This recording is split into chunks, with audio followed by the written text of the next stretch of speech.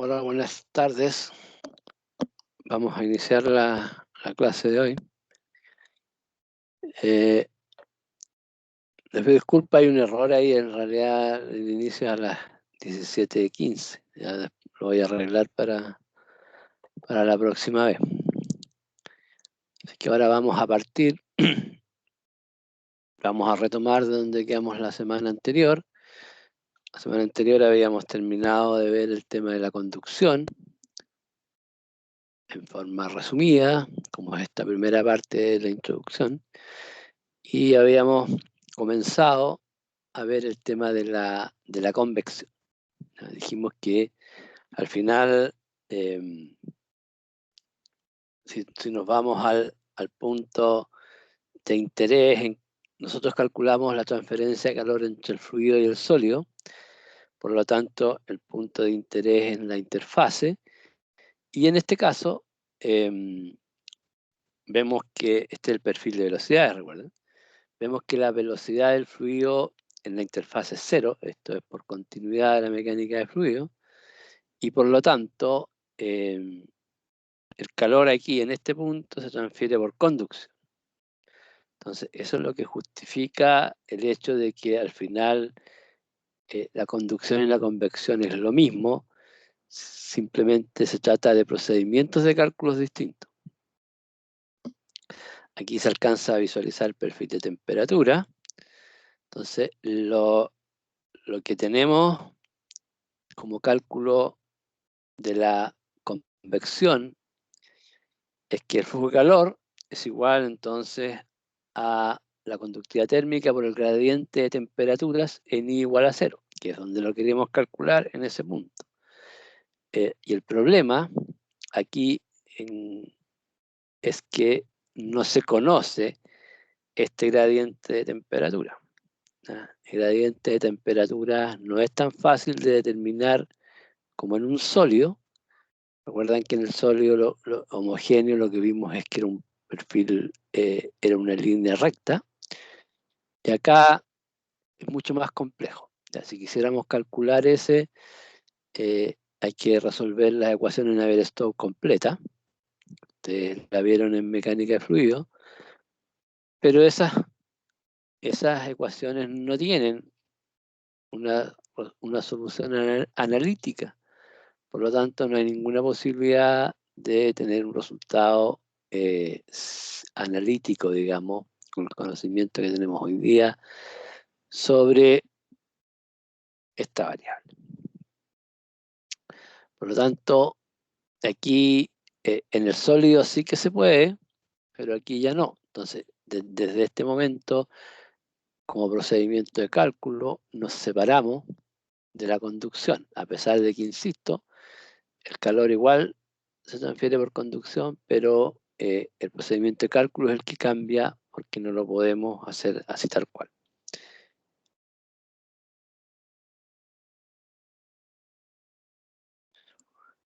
Ahora,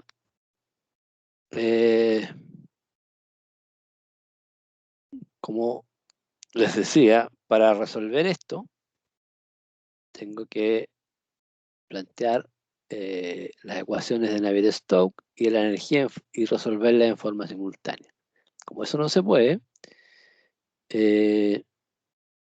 vamos a ver, cuando veamos después la convección, vamos a ver un par de soluciones bien particulares, que vamos a hacer una serie de simplificaciones que funcionan bien y para obtener un par de resultados teóricos.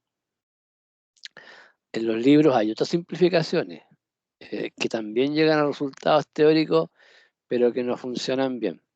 Esas no las vamos a ver porque no tiene ningún sentido hacer matemática por matemáticas y después resulta que la solución tiene tantas simplificaciones que no se puede usar. Entonces, ¿qué es lo que se hace? Se resuelve en forma empírica. ¿Qué es lo que significa resolverlo en forma empírica? Es que se hace primero un análisis adimensional de los grandes números adimensionales para ver cuáles son las variables que están involucradas en el problema y se resuelven mediciones en el laboratorio. ¿Ah? Por lo tanto, se mide y en base a eso se resuelve el problema. Toda esta solución empírica se lleva a este coeficiente de HC, que es el coeficiente de transferencia de calor por convección. Entonces, lo que uno hace es decir que el Q es igual a HC por delta T. En la experiencia en el laboratorio uno mide el Q y mide el delta T, y por lo tanto aquí despeja el HC. Y lo despeja para ciertas condiciones específicas.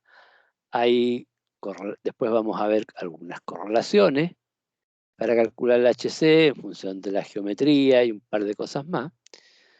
Y hay verdaderos tratados para calcular el coeficiente de convección de correlaciones empíricas para este caso. Ahora, ¿por qué se pone algo tan complejo? Se pone de una forma tan simple, porque es útil, porque de esta forma uno puede definir este parámetro 1 partido por HC, que sería la resistencia a la convección. Entonces, vamos a definir la resistencia a la convección como 1 partido por HC. Recuerden que el HC lo sacamos entonces de la experiencia del laboratorio, y con eso definimos la resistencia a la convección. Y eso queda en forma análoga a la resistencia a la conducción. ¿Ya? Entonces, es muy simple representarlo de esa forma, porque la formulación matemática general es la misma. El problema es que sea tan complejo el HC, ese es otro problema que lo vamos a ver más adelante. Por ahora, mientras no lleguemos a eso, yo le voy a dar el HC. Siempre va a ser un dato. ¿Ya? Por lo tanto, mientras no aprendamos a calcularlo con esas correlaciones empíricas, le voy a dar como dato. Lo importante es que lo incorporemos desde el primer día, o desde hoy, a todos los problemas. No sé si hay alguna duda o comentario hasta ahora. Profe, Sí. no sé si me estoy adelantando, pero ¿qué unidad de medida tiene el HC? Lo mismo que el HC es watt partido por metro cuadrado Kelvin. Vale, profe. Gracias. Que es la misma que tiene, bueno, la resistencia al final te queda con las mismas unidades que la resistencia a la conducción, ¿no? El K de la conducción es watt partido por metro, no metro cuadrado. Por eso lo divides por el espesor y te queda en metro cuadrado. Claro. Bien. Entonces, vamos a tener correlaciones para las distintas geometrías, distintos regímenes, laminar o turbulento. Pero eso lo vamos a ver un poco más adelante. Pero ahora sí necesitamos, además de eso, ver si se trata de convección natural o convección forzada. Y aquí de nuevo hay un tema aprendido que en mi experiencia lo traen del colegio mal aprendido. Entonces aquí van a tener que desaprenderlo y aprenderlo de nuevo. Puede que algunos lo tengan claro, pero mi experiencia es que la mayoría no lo tiene. Entonces, debemos definir si un problema es de convección forzada o convección natural. Nuevamente, eso es fundamental porque nos va a indicar qué procedimiento de cálculo vamos a necesitar. En un procedimiento de convección forzada, yo tengo que conocer la velocidad, por ejemplo, porque la velocidad del fluido se genera por un ente externo al problema. Por ejemplo, si yo estoy viendo la transferencia de calor entre el aire exterior de una casa y el muro de la casa. yo tengo que definir si es convección natural o convección forzada. ¿Ya? Si fuera convección forzada, entonces yo debería conocer la velocidad. ¿Por qué? Porque ¿de qué depende la velocidad en convección forzada? Por ejemplo, ¿de qué depende la velocidad? En este caso, significa que hay viento afuera. Entonces, ¿de qué depende el viento? No depende del problema. Veamos la convección natural. La convección natural significa que el movimiento del fluido se produce por la diferencia de temperatura entre el fluido y la superficie. Y por lo tanto el movimiento que va a depender, se va a generar, va a depender del delta T. Y eso va a generar una velocidad. Pero en la forma de resolver el problema yo no necesito la velocidad porque es parte interna del problema. En cambio, en la convección forzada, en el caso del viento, yo sí lo necesito porque ¿de qué depende el viento? No va a depender. ¿De qué depende el viento, por ejemplo? Igual puede que parte componente importante sea la diferencia de temperatura, pero a otro nivel, a nivel atmosférico, ¿ya? De las distintas capas que se generan, digamos, de distintas capas de temperatura. ¿Qué pasó aquí?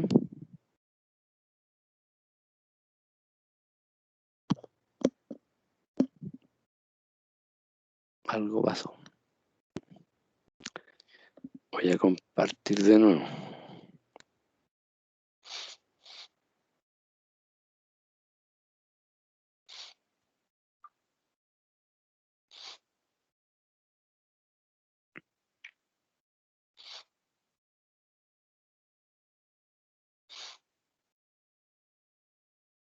¿Ahí se ve bien de nuevo?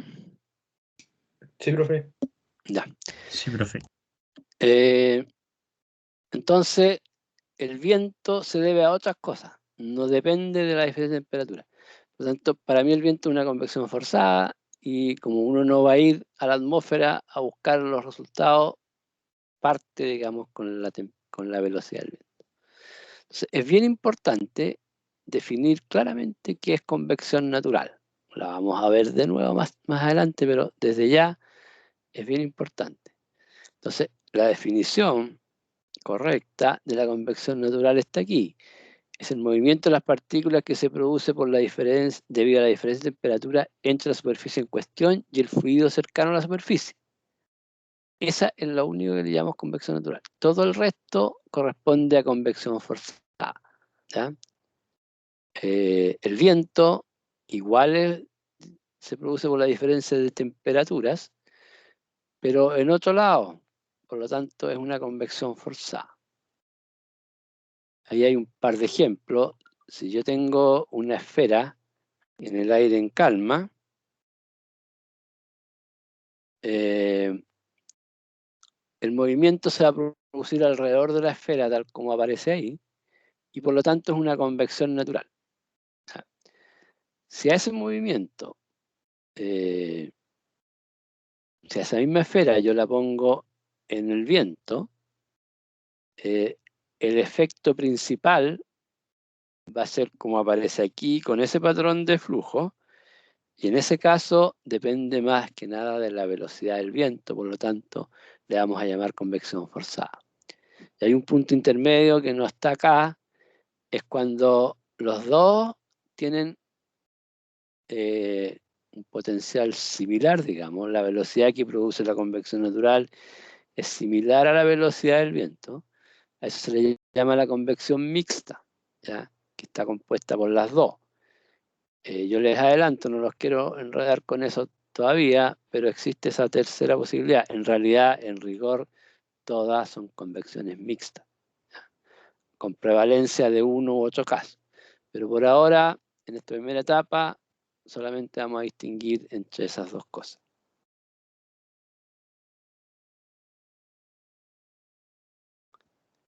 Entonces, como yo les voy a dar el valor de convección, simplemente le voy a dar un valor único y después vamos a analizar todo el resto del tema.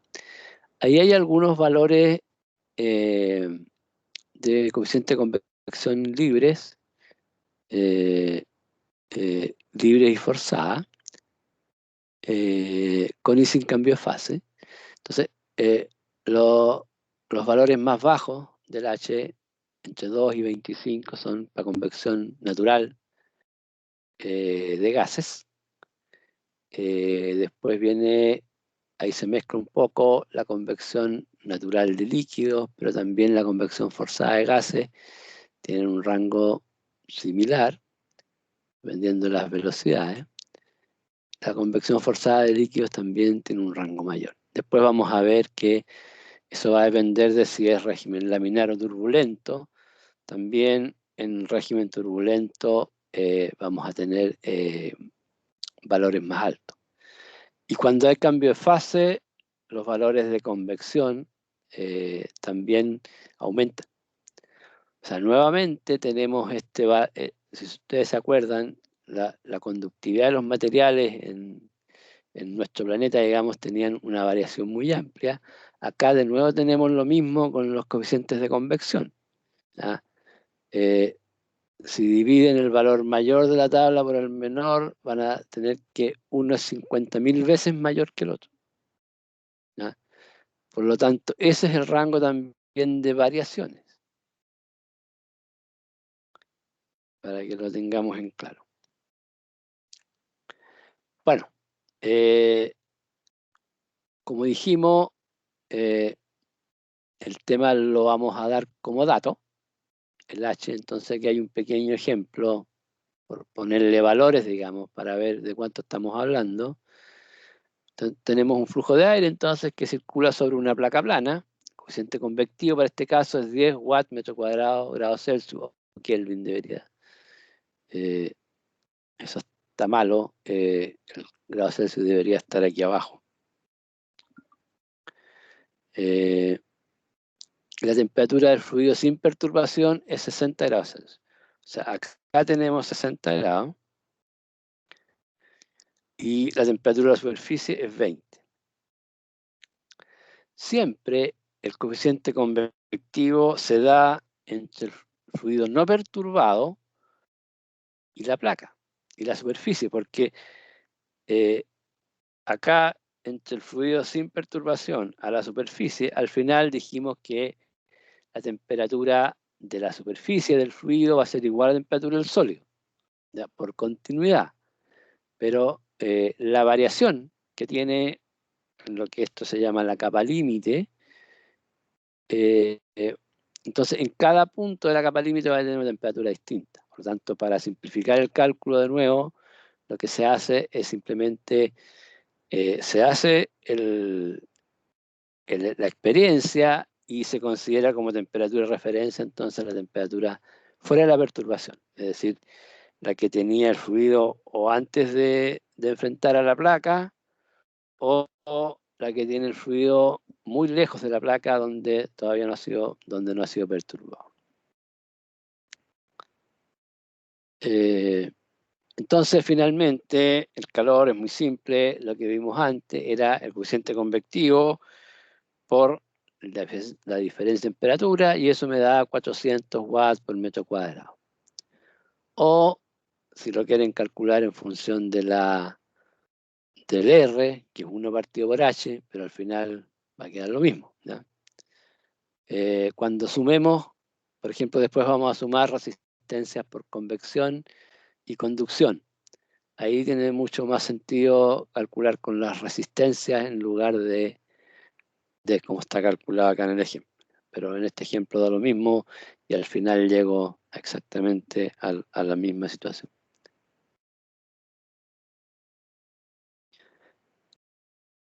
No vamos a llegar más allá que eso, ¿ya? En lo que es convección, insisto, en primeras 2 o 3 semanas vamos a ver esto es lo más importante del curso, y después vamos a ir profundizando en cada tema. Quiero que veamos la radiación. Y aquí, también lo dijimos en la clase anterior, este es un tema totalmente diferente a la conducción y se transmite por ondas electromagnéticas, ¿ya? Vamos a ver el detalle de eso, pero por ahora entendamos que son radiaciones electromagnéticas que se transmiten, no necesitan medio para transmitirse. Se pueden transmitir a través del vacío, también se pueden transmitir en un medio, pero el medio en realidad lo que hace es dificultar la transmisión de las ondas en el vacío. La mayor parte de los gases a presiones normales no interfieren prácticamente en gran medida en la radiación. Y de nuevo, del punto de vista de cálculo, vamos a diferenciar dos casos. Solamente el punto de vista de cálculo, ya que el fenómeno físico es el mismo.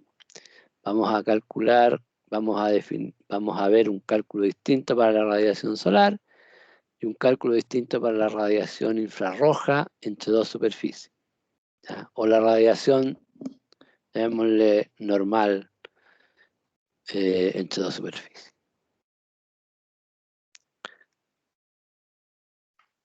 Veamos primero, veamos el balance de energía por radiación en superficie. Esto es válido tanto para la radiación solar como para la infrarroja, que les acabo de explicar. Después vamos a diferenciar. Entonces, en una superficie hay una radiación incidente. ¿Qué es lo que le pasa a esa radiación incidente? Parte se va a reflejar, parte se va a absorber en la superficie y parte se va a transmitir, ¿ya? Por ejemplo, si llegan 100 watts por metro cuadrado a la superficie, cada superficie tiene un índice de reflexión, que es el Rho. Entonces, si yo multiplico esos 100 watts por el índice de reflexión, voy a tener la cantidad de que se refleja. Si yo multiplico esos 100 watts por el índice de absorción, que es el alfa, voy a tener la cantidad que se absorbe. Y si multiplico esos 100 watts por el índice de transmisión, voy a tener que transmite. Generalmente, los materiales, hay materiales que le llamamos opacos y no opacos, ¿ya? En los materiales opacos, la transmisividad es prácticamente cero, ¿no? Por lo tanto, me quedaría solo reflexión y absorción. En otros materiales, como es el vidrio, por ejemplo, una parte importante se transmite. De hecho, la parte más importante se va a transmitir. Por lo tanto, la reflexión y la absorción son muy bajas. Pero tengan cuidado que a veces la vista nos engaña, pero eso lo vamos a ver también después. Por ahora quedémonos en lo que uno ve, ¿ya? Si yo veo a través de un vidrio, digamos, es porque veo la radiación que están emitiendo los cuerpos más allá del vidrio. Y si la veo es porque hay un coeficiente de transmisión alto. Si no lo veo, si veo el puro muro, porque el coeficiente de transmisión es cero. ¿Estamos claros con esa parte? Profesor, ¿Sí? me perdí un poco. ¿Cuál es la diferencia entre el alfa y el tau, o los dos valores que están en el objeto? El alfa son los tres valores, son propiedades del sólido. El Rho es el índice de reflexión, que es el porcentaje de la radiación que se refleja. Por ejemplo, un espejo, el índice de reflexión es muy alto, del orden de 0,92 y algo. Después, el alfa es lo que se absorbe, ¿ya? Que eso es más difícil de verlo, pero uno puede ver el coeficiente de absorción como la diferencia, porque la suma de todos tiene que dar 1. Y el tau es lo que se transmite. Por lo tanto, se tiene que cumplir que Rho más alfa más tau es igual a 1. Entonces, si pensamos, para entender la absorción, si pensamos en un material opaco, es decir, con transmisión cero, podríamos entender la absorción como lo que no se refleja. Entonces, si por ejemplo, si lo que se refleja es el 10% es 0,1, lo que se absorbe es 0,9. En la mayor parte de los materiales, generalmente, excepto en el espejo o en algunos materiales especiales, el coeficiente de absorción es del orden de 0,9. ¿De acuerdo? Eso es lo normal. Todos los otros materiales son materiales extraños, pero bueno, no tan extraños. El vidrio es extraño porque tiene una transmisividad alta, pero evidentemente se usa mucho. No es una cosa que uno vea que es raro, pero es raro cuando lo inventaron porque para llegar a eso, digamos, hubo que hacer un análisis, digamos, de los materiales que podrían servir para dejar pasar el sol, etc. ¿Está claro con eso? Sí, eso es. Ya. Profe, ¿Sí? ¿un cuerpo gris es un cuerpo no negro o es como algo intermedio? Yo dije cuerpo gris, ¿no?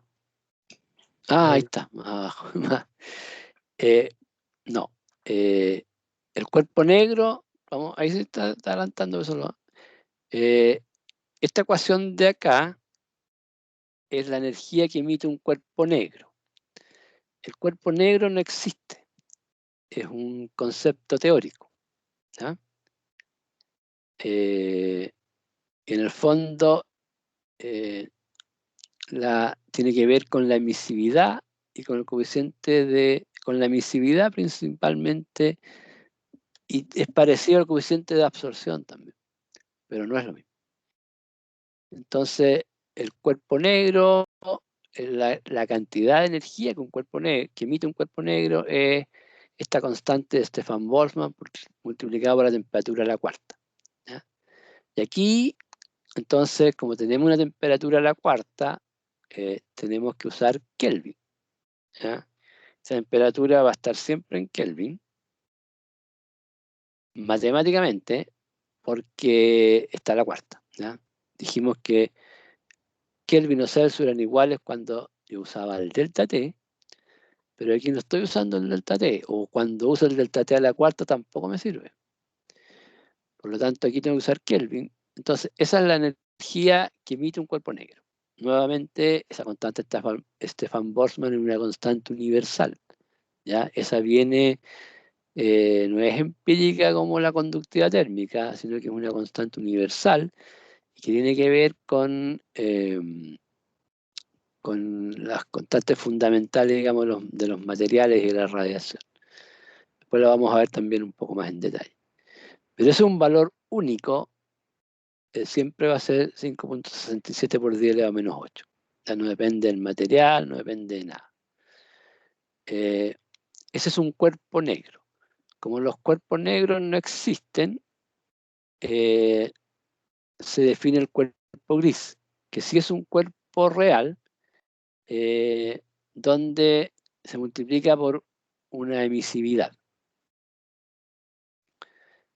Le ponemos emisividad promedio para no complicarlos después, pero por ahora entiendan qué es la emisividad. Entonces, ¿de dónde viene esa emisividad?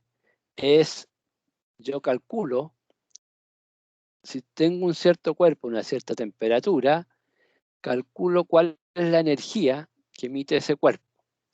Y después mido la energía que está emitiendo ese cuerpo. Entonces divido el calor que yo medí, dividido por la constante de Van Boltzmann por la temperatura de la cuarta, que es el calor del cuerpo negro, y tendría la emisividad. O sea, la emisividad en el fondo se define como eso, como el Q medido, llamémoslo, partido por el Q ideal de un cuerpo negro. Y esos son los valores de emisividad. Entonces, la emisividad sí depende del material, evidentemente, ¿no? Y la emisividad puede tener valores del orden entre muy cercano a 1 hasta valores de 0,1. Generalmente los metales pulidos, por ejemplo, tienen emisividades mucho más bajas. Si uno quiere apreciarlo a simple vista, más o menos los materiales que presentan un alto índice de reflexión tienen también baja emisividad. ¿Ya? Y eso es porque está, pero bueno, nos estamos adelantando un poco por ahora. También en los ejercicios que hagamos ahora, yo le voy a dar las emisividades, ¿ya?, de los materiales. Yo sé que es mucho pedirle muchas cosas, pero prefiero hacer eso y partir desde un principio el curso con convección, conducción, radiación y ponerlo en todos los problemas, que, no sé, que venir a incorporar la radiación en 4 meses más, y que después lo que pasa es que se les olvida meter la radiación cuando la radiación es parte importante en todos los casos.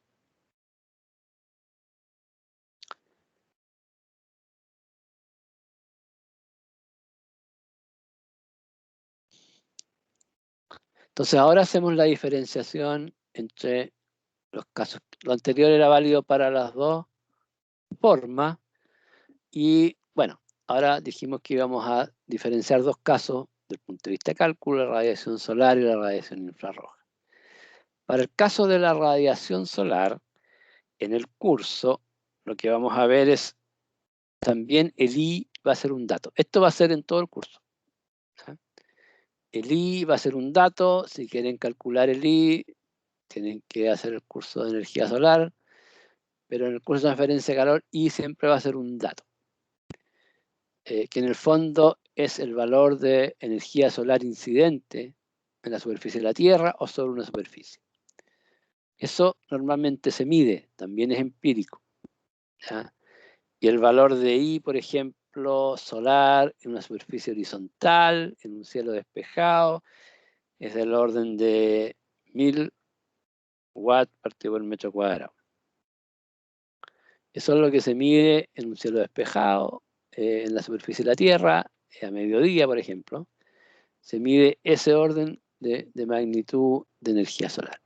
Pero va a ser siempre un dato. Entonces ese dato va a ir entre 0 y 1000. 0 cuando está totalmente nublado y 1000 cuando está totalmente despejado.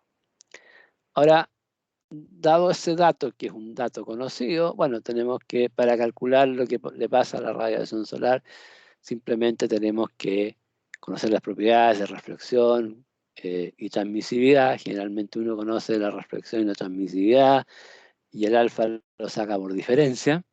1 menos rho menos tau es igual a alfa. Es difícil medir el alfa, igual se puede medir, pero generalmente es más fácil medir la reflexión. Entonces, insisto, vamos a entregar el dato de radiación solar y las propiedades de los materiales también la pueden buscar en las tablas. También hay, así como hay datos de conductividad térmica, hay tablas de conductividad térmica. El Rho y el Tau también lo pueden encontrar en tablas. Después, por ejemplo, el índice de absorción ese depende del color. ¿Ya? Es una cosa rara, pero por ejemplo, el índice de reflexión a la radiación solar depende del color de la superficie. Por ejemplo, una superficie de color blanco o color claro refleja mucho más de energía solar que lo que refleja una superficie negra. Y de ahí viene el nombre también del cuerpo negro, que está todo mezclado, pero insisto, eso lo vamos a ver con detalle. En cambio, en la radiación infrarroja entre superficies, el color no tiene nada que ver, porque estamos hablando de radiación infrarroja, y la radiación infrarroja es invisible al ojo humano. Por lo tanto, esa radiación no la vemos, sino que la sentimos en su manifestación de calor. El procedimiento de cálculo es totalmente distinto. Y para este capítulo vamos a diferenciar, vamos a ver en dos casos. ¿Ya? Un caso que se muestra acá, en que tenemos dos superficies, A1 y A2, donde el área de A2 es mucho mayor que el área de A1. ¿Ya? Cuando eso pasa, el flujo de calor por radiación, el calor neto por radiación infrarroja, lo vamos a calcular por esta ecuación. Que el calor neto entonces entre 1 y 2 va a ser igual a la emisividad del cuerpo 1, por la constante de Stefan-Boltzmann, por la diferencia de temperaturas a la cuarta. Nuevamente, aquí como están las temperaturas a la cuarta, independiente que sea una diferencia, tiene que ser en Kelvin. ¿Ya? Si no me creen, hagan la prueba y le va a dar distinto, porque son diferencias de temperatura, pero las temperaturas a la cuarta. Y E1 es la emisividad de la superficie 1. Generalmente lo que yo hago ahí es calcular el calor por radiación que recibe o emite la superficie 1 respecto a la superficie 2. ¿Ya? Y E1 es la emisividad de la superficie 1. La emisividad de la superficie 2 no aparece, no es tema, porque dado que el área 2 es mucho mayor que el área 1, cuando veamos las ecuaciones de cálculo, vamos a ver que la emisividad del área 2 se hace cero. O sea, el término que obtiene la emisividad del área 2 es despreciable. Por lo tanto, en el caso en que hay dos superficies donde una rodea completamente a la otra y el área 2 sea mucho mayor que el área 1, usamos esa ecuación. Ahora, casi todos los problemas que vamos a ver de aquí hasta que veamos bien la radiación, vamos a usar esta ecuación. Y generalmente eso se cumple. ¿Ya? Vean los casos particulares. Supongamos, por ejemplo, que queremos calcular el calor que están ganando, perdiendo ustedes con respecto a las temperaturas de la pieza donde están. El área superficial de ustedes es mucho mayor, perdón, el área de las paredes que lo rodean es mucho mayor que el área superficial de usted. ¿Ah? El área superficial del cuerpo humano es del orden de 2 metros cuadrados y evidentemente donde estén el área es mucho mayor. ¿Ya? No es necesariamente que tenga que ser tan mayor. Generalmente con que sea 6, 7 veces es suficiente. Por lo tanto, la mayor parte de los casos lo vamos a hacer así. Y cuando no sea así, lo vamos a hacer igual así mientras no veamos la teoría correspondiente. Ahora, de nuevo, si el área 2 no es más de 10 veces el área 1, lo vamos a calcular igual hasta que lleguemos a esa parte del curso, pero vamos a tener que entender también, tomar en cuenta que el error que estamos cometiendo va a ser mayor y por lo tanto hay que tomar las previsiones del caso.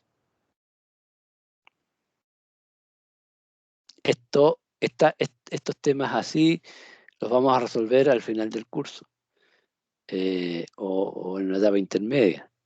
Pero yo se los menciono, porque podría pasar por alto, se los menciono para que se vayan acostumbrando, porque cuando lleguemos al final del curso nos van a quedar otras interrogantes igual.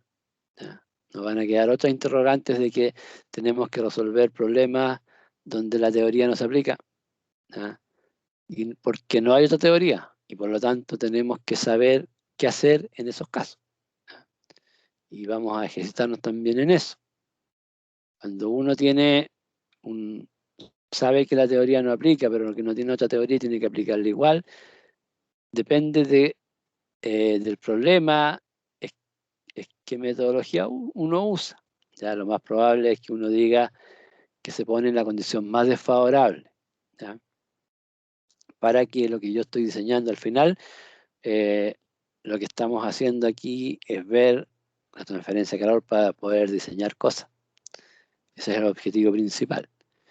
Y por lo tanto me pongo en la condición más desfavorable de tal forma de que lo que yo diseñe esté seguro que funcione.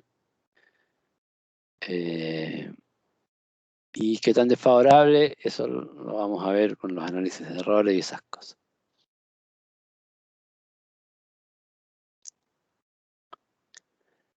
Eso en general funciona siempre.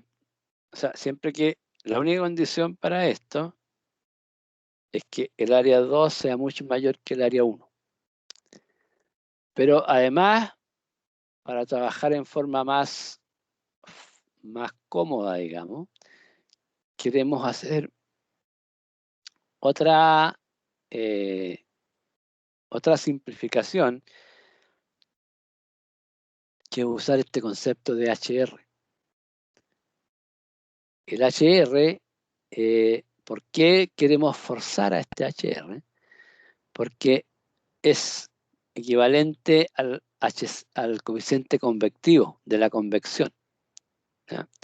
Por lo tanto, después vamos a ver por qué es útil llevarlo a un concepto de HR y por qué es útil llevarlo al concepto de R sub R, que es la resistencia a la radiación.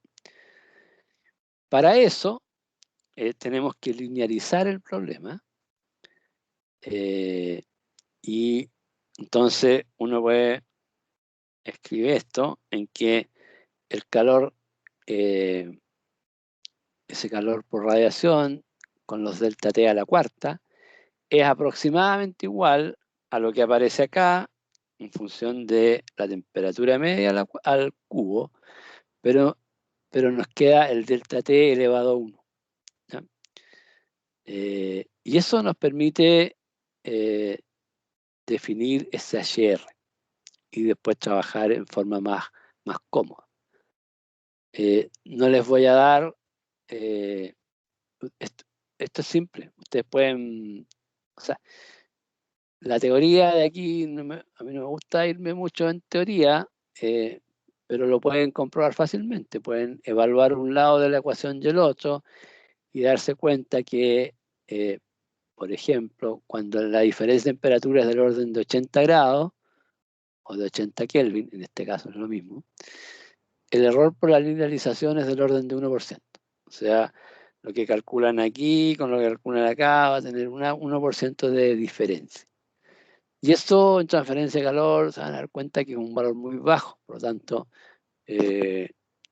yo si tengo un delta T del orden de 80 o de 100, para poder simplificar los cálculos no tengo ningún problema en linealizar el problema y van a ver después cuál es la utilidad de esto.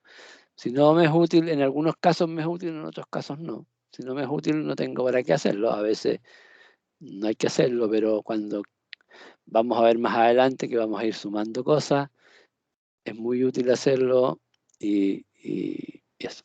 Entonces uno lo hace o no lo hace dependiendo de la complejidad del problema y de cuánto es el delta T. Ahora a mí no me gusta darle recomendaciones de con qué delta T puedo o con qué delta T no puedo. Por eso les puse un ejemplo de cuál es el error que yo tengo con un cierto delta T. Porque el índice, el nivel de error que yo estoy dispuesto a aceptar va a depender de qué tan preciso quiero los resultados y por otro lado, qué tan complicado es llegar al resultado con una precisión mejor. Vamos a saber, por ejemplo, que el error en los coeficientes convectivos es del orden de 20%. ¿Ya? Desde ya que se vayan enterando. Entonces, si yo tengo un error del coeficiente convectivo de 20% y estoy calculando, bueno, da lo mismo que cometa un error del 1 o 2% en la radiación, digamos. Si el error principal va a ser el del coeficiente convectivo en el problema. ¿Ya? Ahora, si estoy calculando de forma muy precisa, ahí es distinto. ¿Ya? Y ahí uno tiene que ver, vamos a ir ejercitando ese tipo de cosas también. Ahora, lo bueno es que llegué a esto, entonces el calor por radiación también es el delta T elevado a 1 dividido por la resistencia a la radiación, que es 1 partido por HR. Y el HR tiene esa expresión relativamente simple, pero depende de las dos temperaturas. ¿Ya? Aquí, en este momento, yo puedo usar grados Celsius de nuevo, en este delta T. Pero acá, en esa temperatura tengo que usar Kelvin. ¿Ya? No se, o sea, tienen que tener claro eso. Yo les podría decir, usen siempre Kelvin, no se van a olvidar, no se van a equivocar nunca, es verdad. Pero también les voy a pedir que se esfuercen en saber cuándo pueden usar, cuándo no, porque si bien nosotros podemos decidir trabajar solamente con Kelvin, el resto de la gente trabaja con Celsius. Entonces tenemos que saber, para poder comunicarnos y no equivocarnos, mejor aprendemos a usar de las dos formas. Pero cada vez que el delta T o la temperatura esté elevado a algo distinto que 1, tiene que usar Kelvin, y si no, puede usar Celsius.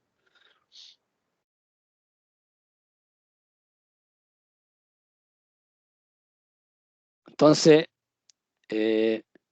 como resumen, y con eso vamos a dejar la clase de hoy, tenemos que de las 3 formas de transferencia de calor, de las 3 formas que identificamos como procedimientos de cálculo, al final las 3 las podemos llevar a este concepto de delta T partido por R, donde la forma del R es distinto. En la conducción, la resistencia de la conducción es E partido por K, donde E dijimos que era el espesor del material y K es la conductividad térmica del material. En una resistencia en una transferencia de calor por convección, la resistencia es 1 partido por HC, y el HC es un valor empírico que obtenemos de alguna correlación empírica, que por ahora se las voy a dar como dato. Y para el término por radiación, la resistencia por la radiación es el HR, que es simplemente 4 veces la temperatura media al cubo por la constante Stefan-Boltzmann por la emisividad. La temperatura media es el promedio de la temperatura entre las dos superficies. ¿Ah? Entonces, tenemos esas 3 formas de calcular, y las 3 formas, el delta T partido por R, la forma de calcular el R cambia, pero lo importante es que la estructura es igual, porque en lo que vamos a ver ahora, a partir de la próxima clase, vamos a combinar esas 3 formas de transferencia de calor. Por ahora hemos visto cada una por separado, y después vamos a ver cómo se combinan entre ellas. Por ejemplo, en la pared de su casa, si hacemos el trayecto completo, vamos a ver que el aire, por ejemplo, el aire que está dentro de la casa le entrega calor por radiación a la pared, esa pared transmite el calor por conducción, y después afuera se pierde por convección y también por radiación. Entonces vamos a ver cómo es la combinación entre esos parámetros, y lo cual nos va a ser muy útil para la formulación matemática de manejarlo en función de estas resistencias que se forzaron de alguna forma a presentarse así para poder simplificar todo este esquema. Eso es lo que tenía preparado para hoy, o lo que alcanzamos a ver. No quiero, insisto, no quiero adelantarme más en estas clases. Les pido sí que vayan viendo este tema. Ahora se empieza a complicar, así es que para la próxima clase vean cómo se calculan estas otras formas, o vean el material completo que está. Yo cambié, al principio le puse uno como solamente conducción, ahora borré ese y le puse todo el capítulo de introducción, que es convección, conducción y radiación, y que lo vamos a ver, digamos, todo en un conjunto. También los ejercicios los vamos a ver ya más adelante en conjunto, quizás los poniendo a poco, pero donde vayamos involucrando todo el resto de los elementos. ¿Alguna consulta hasta acá?